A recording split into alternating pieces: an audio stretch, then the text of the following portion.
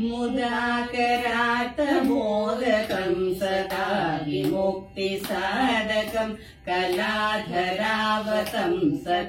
विलासि लोकरक्षकं अनायकैकनायकं विनाशिते दैत्यकं नताशुभाशुनाशकं नमामि तं विनायकम्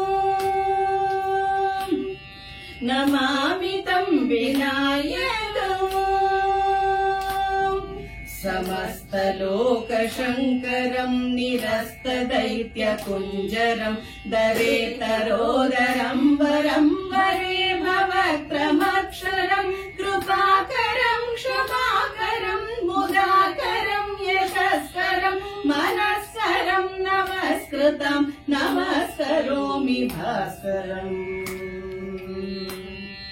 नमस्करोमि भास्करम्